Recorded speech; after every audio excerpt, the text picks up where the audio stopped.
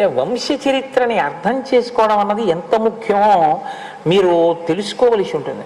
ఇవాళ మనకి ఏమైపోయిందంటే లోకంలో చదువు అంటే అది ఎక్కడి వరకు పరిమితం అయిపోయిందంటే కేవలం పుస్తకం చదువుకోవడం అంతే చదువు అంటే. తప్ప మీ తాతగారు ఎవరండి అని అడిగారు అనుకోండి తెలియదు, మీ గోత్రం ఏమిటండి అని అడిగారు అనుకోండి తెలియదు, మీ ఋషులు ఎవరండి అని అడిగారు అనుకోండి ఏమి తెలియదు, మీ మేనత్ ఎవరు వాడికి తెలియదు. ఎందుకంటే మనం అసలు పంపం, అందులో ఎటువంటి సిస్టమ్ మనం ఇవాళ తయారు చేసేసుకున్నామంటే ఇదొక దారుణమైనటువంటి స్థితి.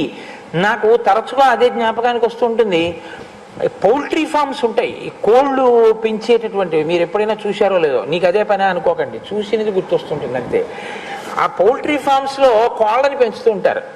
అవి ఎక్కువ స్వేచ్ఛగా తిరగడానికి చోటు ఉంచరు.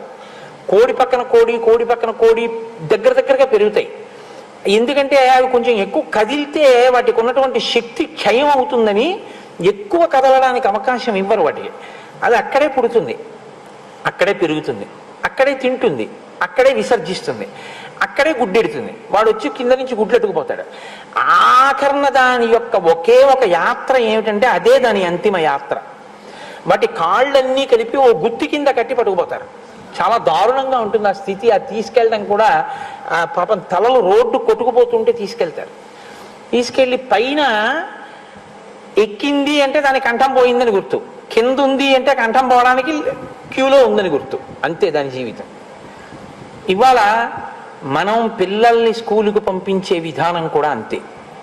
30 మంది కూర్చునేటటువంటి తరగతి గదిలో పౌల్ట్రీ ఫామ్లో కోళ్ళు ఎలా ఉంటాయో అలా 60 మంది కూర్చుని ఉంటారు.